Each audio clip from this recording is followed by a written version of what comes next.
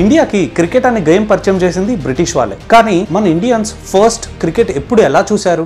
1700s లో British east India company వాళ్ళు trading business మీద మన ఇండియాకి వచ్చినప్పుడు వాళ్ళ షిప్స్ మన పోర్ట్స్ దగ్గర ఆగేవి. ఈ షిప్స్ లో బిజినెస్ ఆఫీషియల్స్, సెయిలర్స్, సోల్జర్స్ అందరూ ఉండేవారు. కానీ వాళ్ళకి మన భాష రాదు, మనకి వాళ్ళ భాష రాదు. వాళ్ళు పోర్ట్ లో ఉన్నంత వరకు టైం పాస్ కోసం క్రికెట్ ఆడేవారు.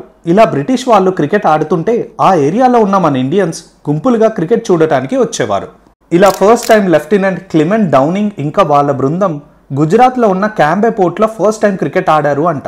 తరువాత 1800s నుంచి ఇండియాలో క్రికెట్ ఆడటం స్టార్ట్ అయింది. కానీ ఎక్కువగా ఇది బ్రిటిష్ వాళ్ళే ఆడేవారు. వాళ్ళు ఆపరేట్ చేసిన మేజర్ సిటీస్ లో క్రికెట్ క్లబ్స్ ని స్టార్ట్ చేశారు. 1792లో ఇండియాలో first cricket club Calcutta cricket club ని స్టార్ట్ చేశారు. తర్వాత బాంబే, మద్రాస్ క్రికెట్ క్లబ్స్ కూడా స్టార్ట్ అయ్యాయి.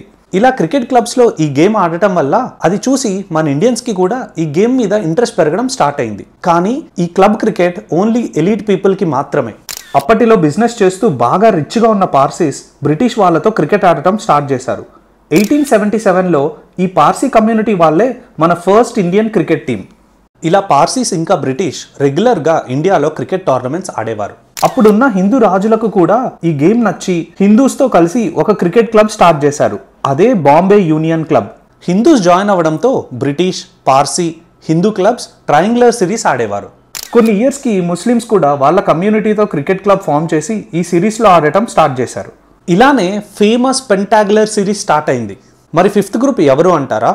వాళ్ళే క్రిస్టియన్స్ ఇంకా ఆంగ్లో ఇండియన్స్. కానీ ఈ pentagular series whole foundation community basis తో ఉండేది, డివైడ్ అండ్ ప్లే పాలసీ లాగా. కానీ ఏ స్పోర్ట్ ప్రిన్సిపల్ అలా ఉండదు కదా. అందుకే ఈ టోర్నమెంట్ టైంలో మన ఇండియన్స్ కి గొడవలు కూడా ఉండేవి. ఈ సిరీస్ మనలో సపరేషన్ పెంచుతుంది అని దీన్ని 1946లో ఆపేశారు కూడా. కానీ ప్రీ ఇండిపెండెన్స్ కి ముందు ఓన్లీ క్రికెటే ఆడేవారా అంటే కాదు అనే చెప్పాలి. అప్పటిలో కబడ్డీ, హాకీ, ఫుట్బాల్, ఎందుకు పోలో గేమ్ కూడా ఆడేవారు. అన్ని స్పోర్ట్స్ తో కంపేర్ చేస్తే క్రికెట్ మీదే ఎక్కువ కాంట్రవర్సీ ఉండేది. ఎందుకంటే ఈ స్పోర్ట్ మనకి బ్రిటిష్ ఇన్ఫ్లుయెన్స్, ఇంకా అది యంగర్ జనరేషన్ కి ఒక స్లో పాయిజన్ అని, అలానే ఇండిపెండెన్స్ రాకుండా ఆపుతుంది అని ప్రొటెస్ట్ కూడా జరిగాయి. ఏమైతేనేం క్లబ్ క్రికెట్ చూడడానికి అయితే మాత్రం జనాలు బాగానే వచ్చేవారు. 1928లో BCCI ఫామ్ అయింది. మన బోర్డు ఫామ్ అయ్యాక ICC కూడా మన ఇండియన్ టీంకి ఒఫీషియల్ టెస్ట్ మ్యాచ్ స్టేటస్ ఇచ్చింది. కానీ మనకి ఫస్ట్ ఇంటర్నేషనల్ విన్ రావడానికి చాలా టైం పట్టింది. ఇండిపెండెన్స్ వచ్చాక మన ఇండియన్ టీం 1952లో ఇంగ్లాండ్ టీంని ఫస్ట్ టైం ఓడించడం ఒక మేజర్ అచీవ్మెంట్. ఒక విధంగా చెప్పాలి అంటే ఇదే మన లగాన్ టీం. ఇదే టైంలో హాకీకి కూడా ఇండియాలో క్రేజ్ బాగానే ఉంది.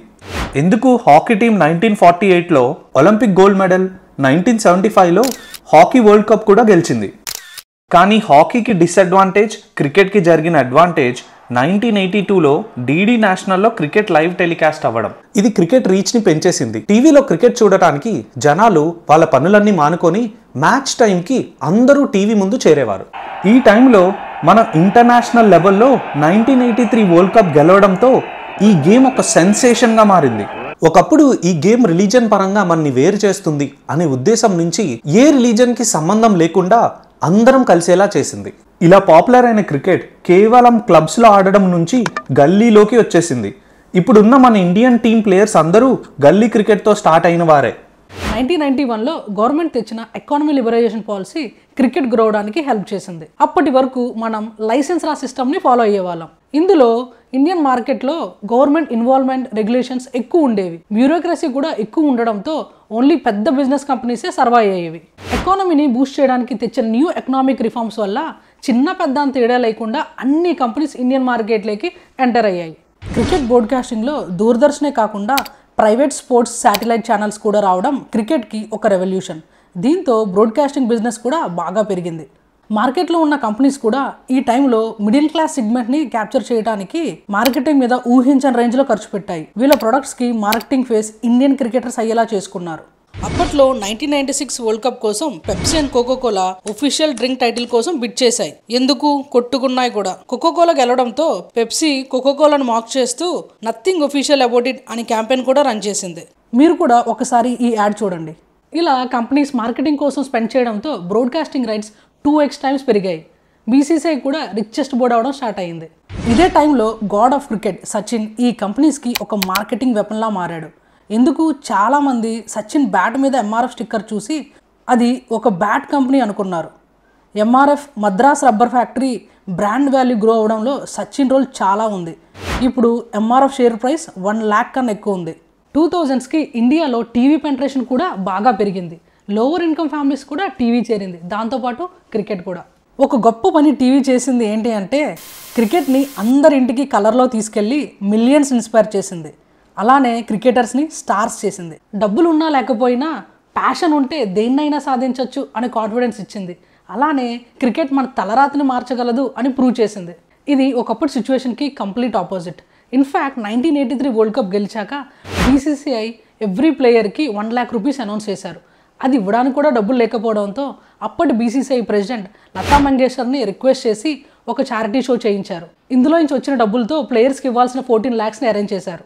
కట్ చేస్తే 2000స్కి సీన్ మారిపోయింది. క్రికెటర్స్ని చూసి మనం కూడా ఈ ఆట సరదాకి కాదు టాలెంట్ ఉంటే కెరియర్గా మార్చుకోవచ్చు అని ప్రూవ్ చేసింది. సచిన్ మిడిల్ క్లాస్ బ్యాక్గ్రౌండ్ నుంచి వచ్చి హ్యూజ్ సక్సెస్ అవ్వడంతో లో ఇన్కమ్ ఫ్యామిలీస్కి కూడా ఒక హోప్ వచ్చింది. సచిన్ని చూసి ఇన్స్పైర్ అయ్యి చాలామంది క్రికెట్ లెజెండ్స్ పుట్టుకొచ్చారు. ధోని, కోహ్లీ, రోహిత్, సెహ్వాగ్ ఇంకా చాలామంది సచిన్ని ఇలా టీవీలో చూసి ఇన్స్పైర్ అయ్యి క్రికెట్ స్టార్ట్ చేసిన వాళ్ళే. క్రికెట్ ఇంత బాగా ఇండియాలో పాపులర్ అవుతుంటే 2003లో ఇంగ్లాండ్ ఒక కొత్త ఫార్మాట్తో వచ్చింది. అదే T20 ఓవర్స్ ఫార్మాట్. ఈ ఫార్మాట్ యూత్ని బాగా అట్రాక్ట్ చేసింది. క్రికెట్కి ఉన్న ఎగ్జైట్మెంట్ని ఇంకా పెంచింది.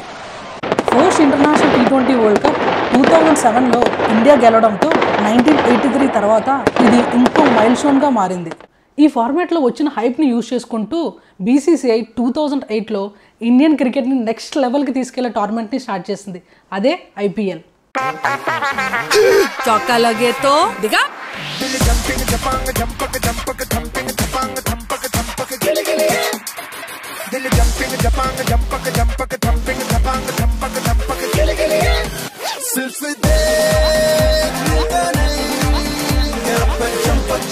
టూ 2008లో స్టార్ట్ అయిన ఐపీఎల్ ఇండియన్ క్రికెట్కి ఒక కమర్షియల్ ఎలిమెంట్ని యాడ్ చేసింది. Pop music, cheer leaders, Bollywood stars, business big shots అందరూ కలిసి క్రికెట్ని ఒక కలర్ఫుల్ ఈవెంట్ చేశారు. ఐపీఎల్ టీమ్స్లో local, international players combination cricket ఫ్యాన్స్కి ఒక కొత్త ఎంటర్టైన్మెంట్ ఇచ్చింది.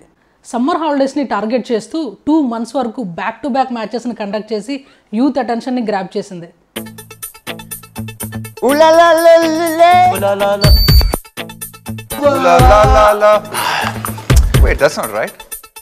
ఐపీఎల్ వల్ల వస్తున్న TV ads, sponsors, broadcasting money cricket స్పోర్ట్ని ఇండియాలో ఒక మనీ బాల్ గేమ్గా మార్చేసింది.